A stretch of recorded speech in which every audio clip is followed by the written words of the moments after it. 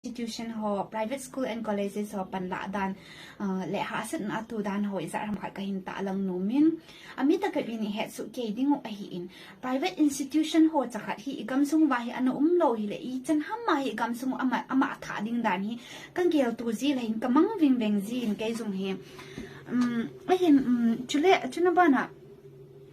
government institution ho hi akoi in jong awai lo dan hi su ke ulin na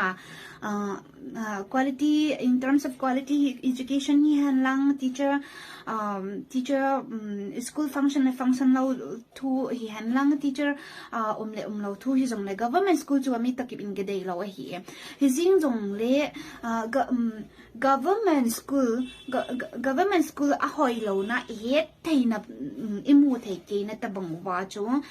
ipi ati le in private institution ho hi a hoi ne le aphat naw hi imu thei lo wa thil niaw chakhat abo thil na chung wa jong thil pha tampi abo oi acknowledgeable thei lo ham ti jong hi ngai tu kham se in jong ka gel in adi in private institution lang ong ki sei ting le hin atam zo mi nu mi pa hin phun na pen hi school fee and college fee hoi hong hi ji in ka hin sei num khat chu hi chu chung chang ai ka hin sei num khat chu ken hi chila ya hi private institution ho hi ta ka pan pi hi aji chu igam sung wa private institution ho hi jong hi valeu chun infrastructure lang hi han lang thil dang hi jong le gam dang state dang ho government institution ho sa nga jong hi hoi mo zo na lai wa hi ong to investing like in a main source of income infrastructure hin lang quality education hin lang quality whatever it is na school talk relate phate mi sanga hoi zo thei ding a hi lo le chapang hin kho kha na thei ding dol ta education pi ding a hi la chun poi mo ma sa pen chu sum a hi in hichi amo main source of income cho ahile school fee ong hi ke ta in na private institution owner ho hi administrator ho hi dong leo chun sum dei cha ji a school run hi honest answer pi ding amo hi ki eng bola screw bola honest answer po do na dinga eng bol ding hi le koi ma hin sum ka dei cha ji a school hong mong ka hi ti sei lo ding hi ipizi inam school hin run thei kha chun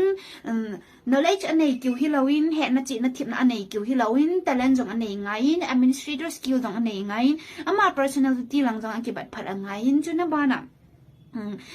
hi cho zo si chung sanga chung nung zo chu cha te chapang ho khan hu gel na lung thim pa chu jong anei ngan hi chu alung sunga hi chapang ho khan hu ngai tu na lung thim chu ana nei lo yan lang hi le hi ta bang school lin khu sum tam pi hin se nga na chapang tam pi administrator hin boarding chapang tam pi hin khu hin sim de chu thil num lo hi la hi chu nu le pa te hon number 1 an heading khat o hin heading khat wa ka de hi ong in sunga jing ka ni la ni vei cho ni kha ani vei cho an hun jing jong hi nu le pa i za ram kha in na zo lo hi cha te hi alang pi ai ni khat le thum vei li vei be hi an le tu ho hi ni sa ngai hin na adam the ni ding ba in sunga ni khat ni vei cho bu hun ding jing jong zo lo mi nu mi pa in school administrator chung nga chu kam pau phalo kam si na hin za ngam theu jong chu na ki gel phat u jong angai hin aban le school fee chung chang hi ting jong le hong ki sei ting jong le hin ki khoma na chi ting ne ki khom pungkal khat ham pungkal ni ham khat na ki khop chom pungkal khat ham pungkal ni ham khat na ki khop dinga na sang khol na pun ve man na keng ko man na suit man na to ka na god whatever it is hi cho man zo si chu sang ni sang thum man hung hi ta cho ale hi chu pungkal khat pungkal ni na ki khop na dinga chu sang ni sang thum man na su lu zawa restaurant pungkal khat na cha te tum to ne ding na ga restaurant na lu na adam thai na ding zong hi lo oi na ding sung na ding ne thai na ga ni na chu zanga sang khat ho na sen ngap cha da hi ipi ding a hin khu hung ke wa a hin ki ho kha na diu a hung ke pui hui na diu thim jing na lam pa nga hi zanga sang khat chung ho mai me he phun chiu na hiu ba phun noi na hiu ham sum siang ngap lo na hiu ham financial sum sen na lam pang jong hi financial intelligence ki ti khat jong na hi chu jong hi phatai ikizulu ngai no le pa te ho aban le za chat ta khat le mi iba alo now akita la na ta khat zong hi thing nui sung nui nei ho zong hi nam si pai ka het ya kisima thing nui sung nui nei ho hi han la philanthropist organization hi la civil body organization hi zong le hin school ku chung chang thu a dei lo ta thil hong su ti mu zong na ki kum lon ding wa na ki kum hi school fi chung chang ki sana zong na ki kum win discipline manners lang a iti ham khara dei lo ta thil hong su a zong na ki kum win nu la pa long thim nu la pa khat le ni long thim phat lo ji a student no a philanthropist organization ho civil body organization ho dong iki za hil ga mu ba inam si pe ho dong hi iki za hil ga mu hi school kiti a institution khat kiti team zil na mun khat a chapang in dam le bit a le kha asim theina ding team zil na anei theina ding muna nang na shotgun to na long gan to ki phau sa ta na ga lut theya a hi lo le principal ho chung ham khara lak nga na hin pi lo wa he na lu len ka ding he tia letter thot ngam lai ho chu hoi diun phating ki gelovin na hon za ta na ki la lo wang ba nam pi a ding ai nam pi virus na hin na ba no ba nam pi zum su tu jong na hi ho he nang ho khanga chita bunga chu na num lo wang wa chu ke ho na nau teo khangu I nau teo khang ho ai chita bong thil chan hoi lo chu ka bol num ta lo hi nang ho khang he pa te he nu te khang ana ki bol khat jong ne nang ho khang be a chu na asu thip tu na hi diu ham the expectation hi na nam mi te in ki nei hin a hi wa nang ho continue to asun zam to na panong chu hoi do na ki gelo ngai chỉ cái xây ra cho nên nó lên là thay đổi đó này biểu đó này hình sự tôi đến khó cái xã đó hiểu không cho nên ba nè discipline lang không cái xây tiếng lệ hình school à thì đây là ta thì ông số tiếng giống lệ hình civil body organization họ giống hình nó là ba hình khác hình cái cầu gì vậy năm sẽ phải họ giống cái cầu gì nó lại vậy một cái cùng nó tiếng đùa làm gì cho lại cho ipisi a cha te in chan hoi lo a hin vet sa ham iti ting a hin a root cause su in sunga nu la pa in cha te a ho kha ding do la a ho kha lo ji hi chom pungkal ni mai jing cha dong na cha to no ma na sin zo lo kha chu pungkal tam zo a teacher kha to a kisina a teacher ni tia a lu aga hai mangkala amaya aga hai mangkala na chapa in chan hoi lo aga bol kha aji a chu school administrator na gam na ding thu zong lo school administrator chunga na lunghana na ki tom na ding thu zong lo teacher chunga na lunghana na ki tom na ding thu zong lo hi na cha te na in sunga na kho kha ding dol bang ta in ki kho kha ai la chun school a zong chu anu la pa ang sunga chan hoi lo a shongam lo a hi la anu la pa ang a in na chan hoi lo tam ta a hin so sa ho dong chu school a hin so lo ding wa hi he zong chu nu la pa te ho phat in ki ngai tu vin lang china ba na oza ho chan nong hi I ha sei the ta vin zo le ni kha chu hin tat na in ka te e pi zong le civil body organization ho zong chun na it na het team ni kha chu mi private life a hi mi dang kha zong hi ki mo kum hi thil I fundamental rights song ato kha na ba na thil di lo zong a hi hi chita bang nga chu private institution kha a chu civil body organization chu nagal kum na deu thu zong lo a hi ong ki kum na ding ki chu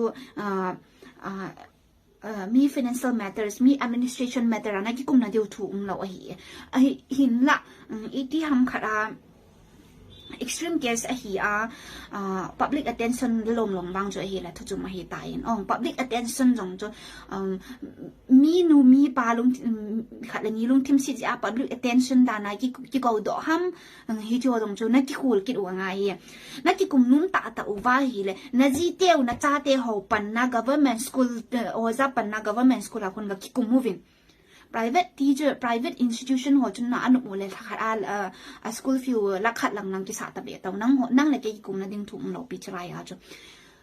private school fee khan to lai chun na chu nu la pa jong ki ngap chalo ding private school a kai ding lo pha le automatically government school ngoi ta be ta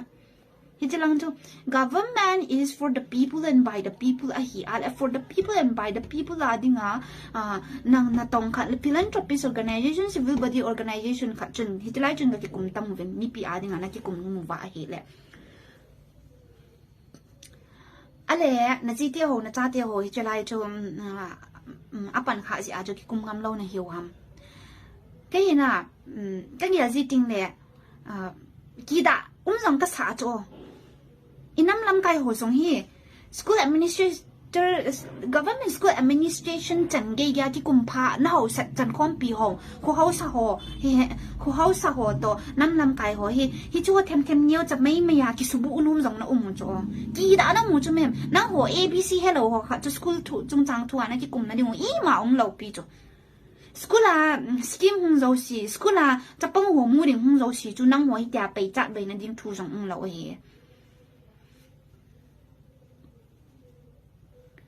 năm pi minin sum tam tạ tạ nó cái đồng vin năm pi minin sum tam pi nó nên mang vin ít ham khá anu là pa in problem solve đi ngang nó còn một vài approach nó không bol tiếng rồi mi cái thu pi nung tạ tạ nó hiểu và là năm pi mina corruption nó cái bol hồ chú cái chỗ chú cái sao vin lang nu là pa nó còn một vài problem solve mà không hồ chú school administrator hồ hay là teacher hồ ở sau hồ mi đam hồ treat nó cái bol sang rồi cái chỗ sum chun problem hồ solve cái bol bị riêng đồng vin thiếu si bồ la giống này thiếu phật là hay độ đan khát giống này thiếu si bồ na trung trung na thiếu si cái bồ bè cái điểm này bồ năm sẽ bây hồi kỳ đã giống nông là bao nó giá chặt giống nông này nên lẽ bao hi uicha sang anh nim rồi này hiểu về lắc ngàn này hình bị lâu ai lại là lưu liên các bạn đinh hẹt thì họ bảo lắc nhìn này hình bị lâu ai thì lẽ trong tiền là đủ hàm sao tiền là đủ hàm thì họ bảo chứ đủ hàng ai đi ngã cho kỳ đã nó bé sẽ ở chỗ là năm mươi bảy đi ta nó hiểu ba lệ năm hoàn dòng diêu thầy diêu vin lang administrator họ nó cái số bui school administrator họ nó cái số bui sao mà ai bui cái họ dòng hiểu chân khăn chân cái là sắm bé sẽ tao về abc làm bằng lấy khá làm bằng cái là sắm bé sẽ tao về cái họ dòng này hiểu thêm diêu vin na năm mươi bảy sung abc hello khát dòng chú gul hang chấp bằng hita riêng dòng lệ gul hang hita riêng dòng lệ class 1 class 2 nó cái tàu nó mua vài dòng lệ administrator họ tàu kéo viên lang cái tàu tăng viên chút tiếng cho lệ là năm mươi bảy hi nào vài dòng contribute tam pi nó này độ thấy đưa nông hồ nun chân khăn chân dòng nó cái xiêm thấy đi ngoài hi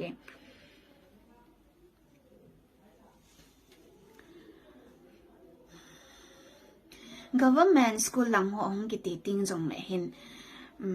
teacher government oza ho jong hi epca government school lang ho hi mi eu do angam lo ham ti ting nam atam zo hi government teacher hong pang thei hi khosunga hausa su pi ho hausa cha abol thei diu cha nam si pe ho ji te to cha te ngan akam ke ngam ko yima lo cho ai hiện là private institution họ trong không hiệp hay là hiệp tia hiệp hợp định là cái chủ thổ cái gì không cho mi private matters mi private administration cái cùng ngâm na ding power na này tập bằng chun government na hiện bị thil pa ai ding bằng đồ ta bị đồ thấy na ding cái cùng ngâm na ding power giống chun này thấy đều chun na phải hệ riêng đừng ai hiện nãy giờ thì chúng ta theo mi private matters là cái cũng sang cho nãy giờ thì chúng ta theo school cái lo government teacher ya school cái lo cho nên trong tiệt sau thì cho khách về tàu gã về xã đều viên lăng by force in số dùng là cho năm pi chân ham khách thì 20% bị ai hàng tàu đi cho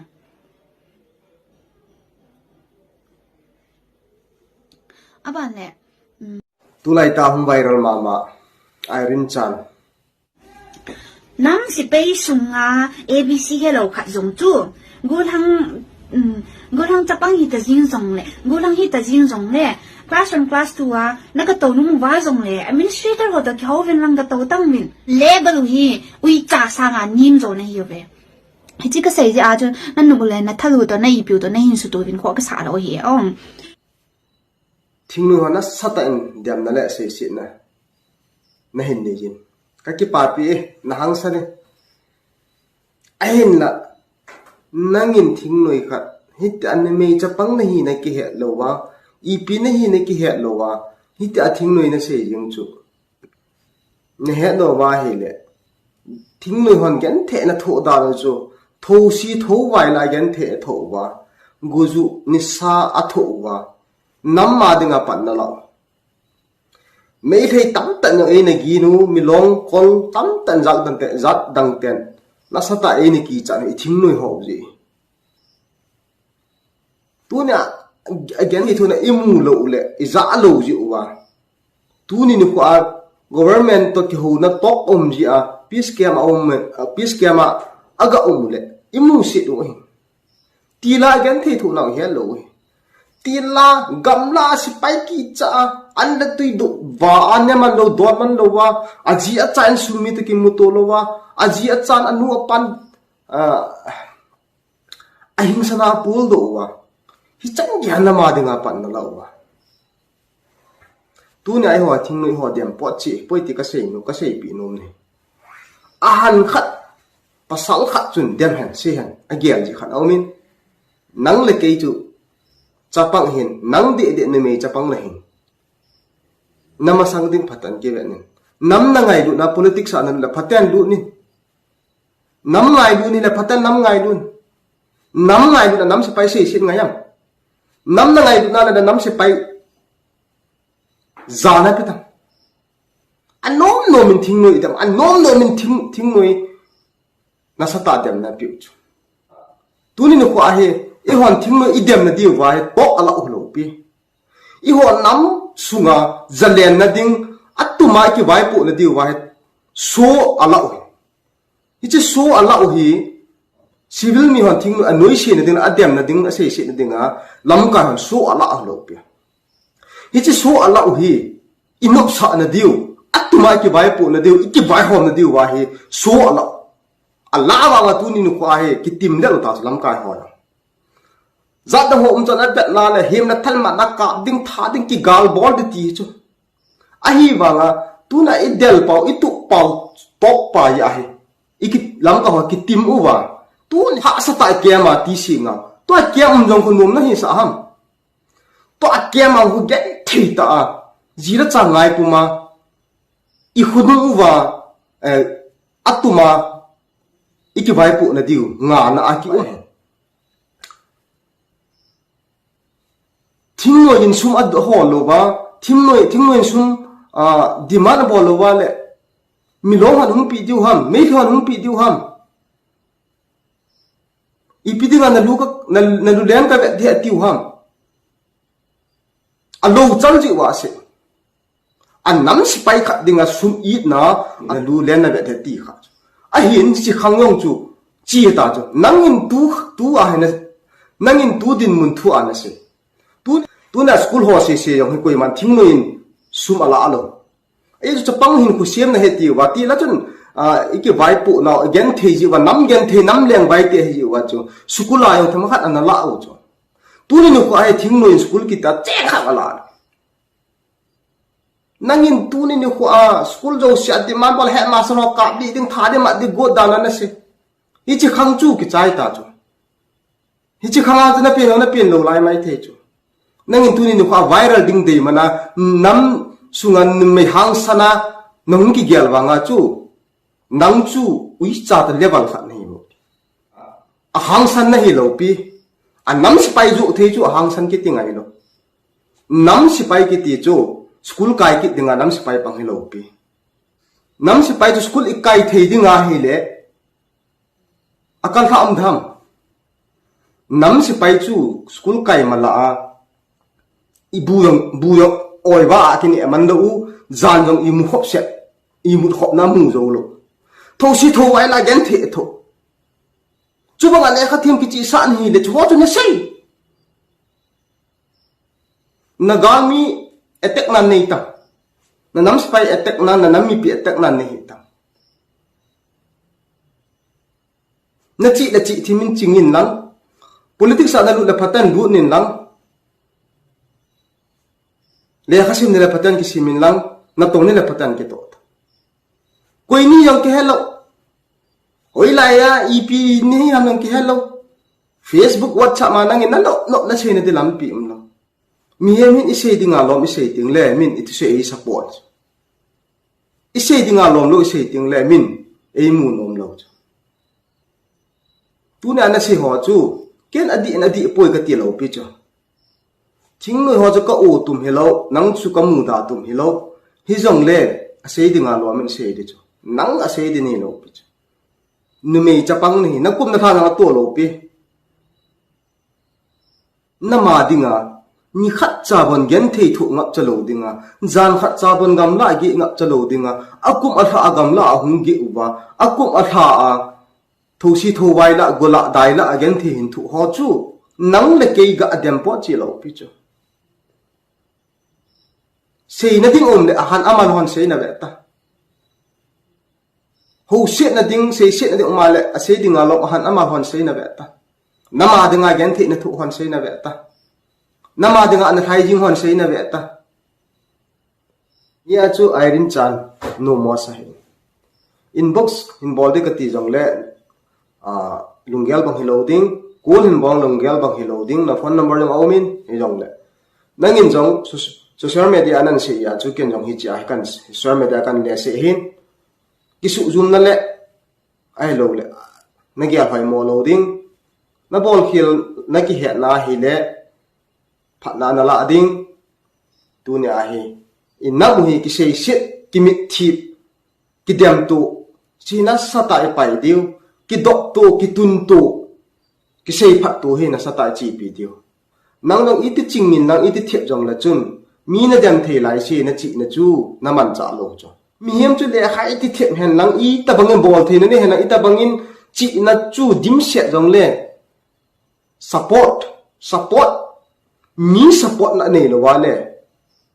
ale kha thip na chu pan na be chu pathian thu to yong ke tu pathian thu a yong chu mi him kha chun bol thei khat yong chu na support ngai na lam kai kha na support ngai mi khat yong chu na support ngai support kiti hi na lung thi mam lo wale pathian thu to yong ke tu